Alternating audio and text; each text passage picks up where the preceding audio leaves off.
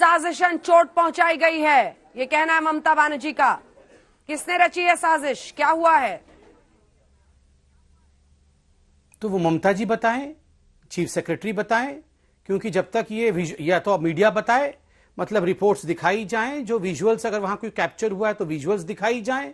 मुझे तो आश्चर्य इस बात का हो रहा है। पहले तो मैं कह दूं, ममता जी के पैर में अगर चोट आई है, जल्दी से वो स्वस्थ हो जाएं, जल्दी ठीक हो जाएं और पैर में मोच और दर्द जो है वो ठीक हो जाए। ये हम देखिए, ये चुनाव का विषय अलग होता है, मगर किसी को भी चोट नहीं आनी चाहिए। मगर इतना हम जानना चाहते हैं, निष्कर्ष पे इतनी जल्दी में क्यों पहुंचा जा रहा है? अभी मैं आपके रिपोर्ट को सुन रहा था, रिपोर्टर महाशय बिल्कुल बता रहे थे कि वो गाड़ी में जा रही थी, एक पैर उनका गाड़ी से बाहर था और अचानक किसी ने दरवाजे को बंद करने की कोशिश की, जिसके कारण उनके पैर में चोट आ गया। तो ये किसने बंद करने की कोशिश की? गाड़ी को धक्का लग गया क्या? साइड में बहुत लोग खड़े थे जिससे कि एक्सीडेंटली गाड़ी का दरवाजा बंद हो गया? किस प्रकार की परिस्थिति थी? बगैर जाने हम इसको साजिश कैसे कह सकते हैं? तो पहले तो रिपोर्ट दिया जाए, उसके बाद हम इस पर बातचीत करेंगे। ठीक है, चलिए आपको मोनाजीत मंडल जरा दिखाइए उनको। मोनाजीत दा, ये बताइए कि सीएम के साथ तो उनकी सिक्योरिटी रहती है, वो लोग कहां थे? साथ ही मार के वो भाग भी गया शख्स, तब भी वो नहीं पकड़ पाए, क्या हुआ जरा बताइए। पहली बात ये है कि अगर संबित जी को ये तैयार कर लीजिए कि अर्जुन सिंह सही है कि आप सही है। आप फिर भी कह रहे हो अगर चोट लगी है, विजिबली देख रहा है भाई साहब, उनके पैर में दर्द है, पैर में चोट है, हम सब देख सकते हैं, हम अंधे नहीं है। किस तरह से घटना घटी वो बता रही है।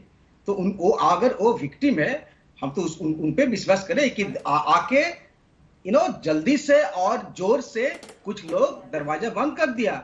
वो किस तरह से घटना घटी उन्होंने खुद ने बताया, और पुलिस भी थे। ये सब तो एफआईआर दर्ज जरूर करेंगे, लेकिन आपके जो बयान है यहाँ पर बीजेपी का, जो अर्जुन सिंह जो सांसद है, वो कह रहे कि ये ड्रामा है, ये ड्रामाबाजी है। ये इस तरह का आपका ये सेंसिटिविटी है। आप देश की, दुनिया की सबसे बड़ी पॉलिटिकल पार्टी, आपके लीडर को देखिए, आप फिर भी कह रहे हो कि हाँ मानते हैं अगर चोट लगे, ये अच्छे है भाई साहब। लेकिन देखिए यहाँ बंगाल में आप किस लोगों को पाल रहे हो, किस लोगों को पोस रहे हो। वो कह रहे हैं कि ड्रामे अभी देखा इस चैनल में। अगर आप विश्वास भी ना करो, आपके एनिमी हो, खुद को आप इस तरह से बोलो। अब दिख रहा है ममता दी, विजिबली दिख रहा है, रिपोर्टर लोग कह रहे हैं, जवाब लेते हैं, जवाब ले रहे हैं। ठीक है, संबित जी जवाब दे रहे हैं। आपके जो पार्टी के सांसद है, इस तरह का बयानबाजी होगा? किस तरह का पार्टी आप? चुनाव आयोग भी रिपोर्ट मांगती है संबित जी, पहले से इसे नौटंकीबाजी क्यों कहा जा रहा है? एक सेकंड आपको टोक रही हूँ। ये तस्वीरें जरा हम दिखा रहे हैं आपको, एक ग्रीन कॉरिडोर बनाकर ले जाया जा रहा है इलाज के लिए ममता बनर्जी को। जाहिर तौर पर इस इलाके में अस्पताल नहीं होगा। नंदीग्राम, ये पूरा इलाका जहां से सबसे बड़ी लड़ाई लड़ी जा रही है पश्चिम बंगाल की, वहां की परिस्थितियां आप देखिए। बहरहाल वो जा रही है इस वक्त गाड़ी से और उनका इलाज अब कोलकाता में होगा, ऐसा बताया जा रहा है। संबित पात्रा जी जवाब दीजिए, चुनाव आयोग भी रिपोर्ट मांग रही है, लेकिन आपके नेता और वो भी एक के बाद एक अगर सब इसको नौटंकीबाजी कहने लगेंगे तो ये तो संवेदनशीलता की कमी दिखती है।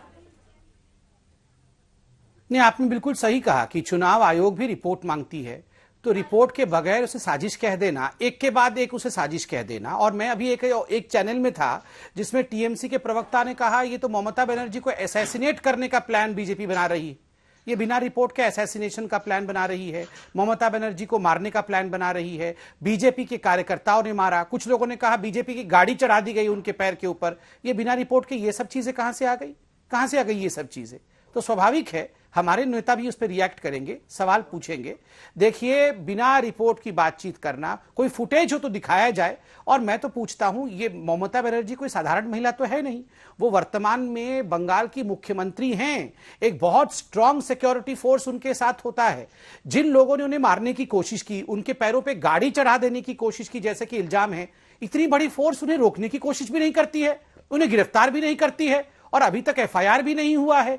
और अभी मैं टीएमसी के बड़े नेता को सुन रहा था, इलेक्शन कमीशन को कंप्लेंट किया जाएगा या नहीं किया जाएगा, उस पर भी विचार हो रहा है।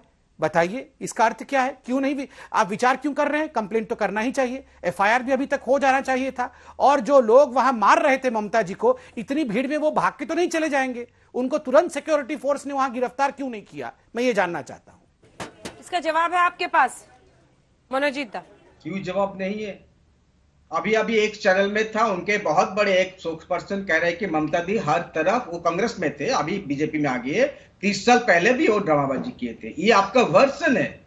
आप एक डॉक्टर हो संबित जी, आप देख रहे हो उनके पैर में दर्द है, आपको लगता है वो नाटक करेगी? अभी जिस तरह 1 घंटा 2 घंटा मैं तो बोल ही नहीं रहा हूं कुछ भी। मैंने जो सवाल पूछा उसका जवाब दीजिए। कैलाश विजयवर्गीय, अर्जुन सिंह और भी कुछ लोग हैं जो कैलाश विजयवर्गीय जो पहले जो मैंने पूछा उसका जवाब तो दीजिए।